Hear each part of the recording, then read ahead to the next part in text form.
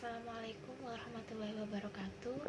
Perkenalkan, kami mahasiswa semester 5 Prodi Akuntansi kelas 5B1 Fakultas Bisnis, Hukum dan Ilmu Sosial Universitas Muhammadiyah Sidoarjo. Kami di sini akan mempresentasikan materi tentang bukti audit dengan mata pelajaran auditing 1.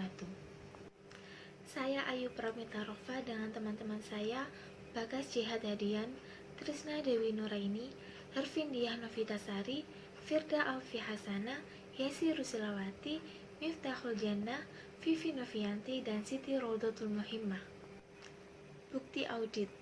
Penjelasan tentang bukti audit adalah setiap informasi yang digunakan oleh auditor untuk menentukan apakah informasi yang diaudit telah dinyatakan sesuai dengan kriteria yang ditetapkan.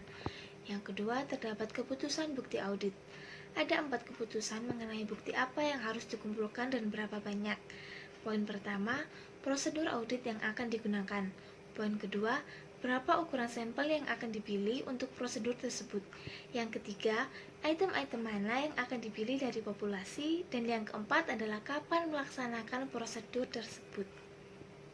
Keputusan tentang berapa banyak item yang akan diuji harus dibuat oleh auditor pada setiap prosedur audit. Setelah menentukan ukuran sampel untuk suatu prosedur audit, auditor harus memutuskan item-item mana dalam populasi yang akan diuji. Bukti audit. Persuasivitas bisnis. Dua penentu persuasivitas bukti audit adalah ketetapan dan mencukupi. Ketetapan bukti adalah ukuran mutu bukti yang berarti relevansi dan realitasnya memenuhi tujuan audit untuk kelas transaksi, saldo akun, dan pengungkapan berkaitan. Relevansi bukti. Bukti audit harus berkaitan atau relevan dengan tujuan audit yang akan diuji oleh auditor sebelum bukti tersebut dianggap tepat. Reliabilitas bukti atau reliability of evidence mengacu pada tingkat di mana bukti tersebut dianggap dapat dipercaya atau layak dipercaya. Persuasivitas bukti hanya dapat dievaluasi setelah mempertimbangkan kombinasi antara ketepatan dan kecukupan, termasuk pengaruh faktor-faktor yang mempengaruhi ketetapan dan kecukupan tersebut. Next. Transaksi dalam organisasi klien biasanya didukung paling tidak oleh selembar dokumen. Jenis bukti audit ini tersedia dalam jumlah besar. Sebagai contoh, klien seringkali menyimpan pesanan pelanggan, dokumen pengirim, serta salinan faktur penjualan atas setiap transaksi penjualan. Dokumen yang sama ini adalah bukti yang berguna bagi auditor untuk memverifikasi keakuratan catatan klien tentang transaksi penjualan. Dokumentasi telah digunakan secara lunas sebagai bukti audit karena jika bukti ini biasanya tersedia dengan biaya yang relatif rendah. Berikut ini adalah contoh tabel informasi yang sering dikonfirmasikan. Jenis bukti audit dibagi menjadi 8. Yang pertama yaitu pemeriksaan fisik, yang kedua konfirmasi, yang ketiga inspeksi, yang keempat prosedur analitis, yang kelima wawancara dengan klien, yang keenam rekalkulasi, dan yang ketujuh pelaksanaan ulang. Dan untuk yang terakhir yaitu observasi. Dokumentasi audit. Catatan utama tentang prosedur auditing yang diterapkan, bukti yang diperoleh, dan kesimpulan yang dicapai auditor dalam melaksanakan penugasan. Dokumen audit harus mencakup data informasi yang perlu dipertimbangkan oleh auditor untuk melakukan audit memadai dan untuk mendukung laporan audit. Tujuan dokumentasi audit secara keseluruhan adalah untuk membantu auditor dalam memberikan kepastian yang layak bahwa audit yang memadai telah dilakukan sesuai dengan standar audit. Dokumentasi audit. Secara lebih khusus, dokumentasi audit yang berkaitan dengan audit tahun berjalan memberikan yang pertama yaitu dasar bagi perencanaan audit. Jika auditor akan merencanakan audit yang memadai, informasi tentang referensi yang diperlukan harus tersedia dalam bentuk file audit.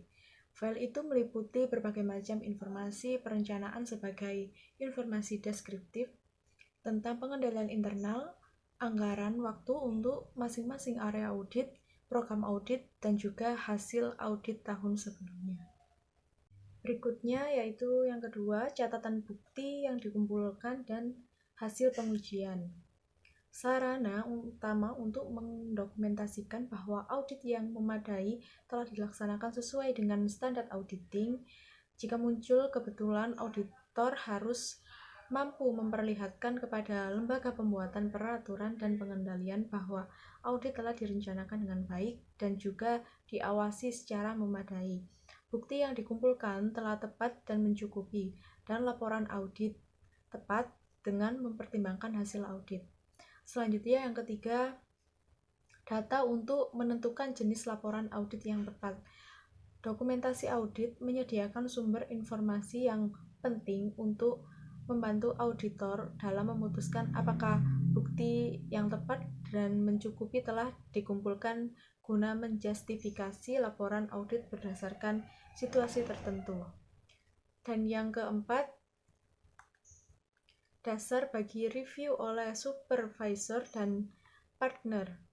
Review yang cermat oleh supervisor juga memberikan bukti bahwa audit telah diawasi secara memadai.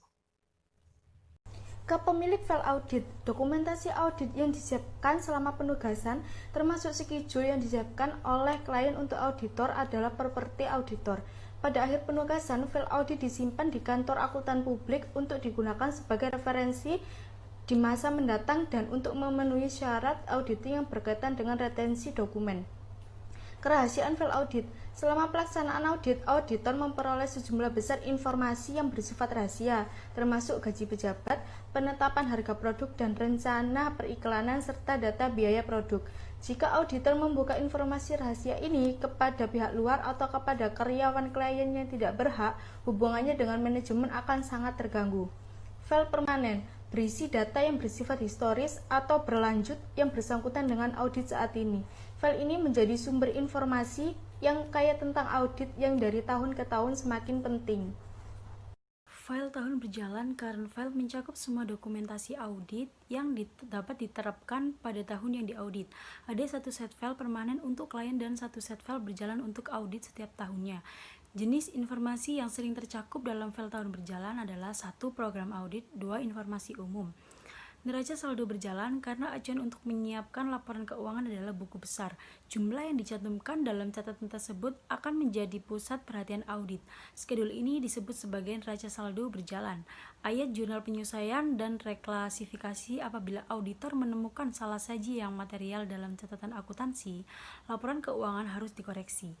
Ayat jurnal reklasifikasi seringkali dibuat dalam laporan untuk menyajikan informasi akuntansi yang tepat, meskipun saldo buku besar sudah benar. Skedul pendukung, bagian terbesar dari dokumentasi audit meliputi skedul pendukung atau supporting schedule terinci yang disiapkan oleh klien atau auditor untuk mendukung jumlah yang spesifik pada laporan keuangan. Beberapa jenis utama skedul pendukung diantaranya A. Analisis, B. Neraca saldo atau daftar, C. Rekonsiliasi jumlah, D. Pengujian kelayakan, E. Ikhtisar prosedur, F. Pemeriksaan dokumen, G. Informasional, H. Dokumentasi dari luar. Penyusunan dokumentasi audit.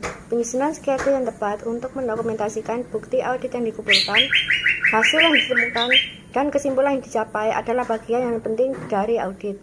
Dokumentasi harus disiapkan secara cukup rinci untuk memberikan auditor yang berpengalaman yang tidak memiliki hubungan audit tersebut pemahaman atas pekerjaan yang dilaksanakan, bukti yang diperoleh dari sumbernya, serta kesimpulan yang dicapai. Pengaruh teknologi terhadap bukti audit dan dokumentasi audit. Semakin banyak bukti audit yang disajikan dan disimpan dalam bentuk elektronik, dan auditor harus mengevaluasi bagaimana informasi elektronik dapat mempengaruhi kemampuannya untuk mengumpulkan bukti yang layak dan mencukupi. Jadi, kita dapat menarik kesimpulan bahwa bagian yang penting bagi setiap audit adalah menentukan jenis dan jumlah bukti audit yang tepat yang harus dikumpulkan. Auditor menggunakan 8 jenis bukti dalam suatu audit. Persuasivitas bukti audit tergantung pada ketetapan dan kecukupannya. Ketetapan bukti audit ditentukan oleh referensinya dan memenuhi tujuan audit dan rehabilitasnya. Demikian presentasi dari kelompok kami. Mohon maaf jika ada kesalahan kata. Kami undur diri. Wassalamualaikum warahmatullahi wabarakatuh.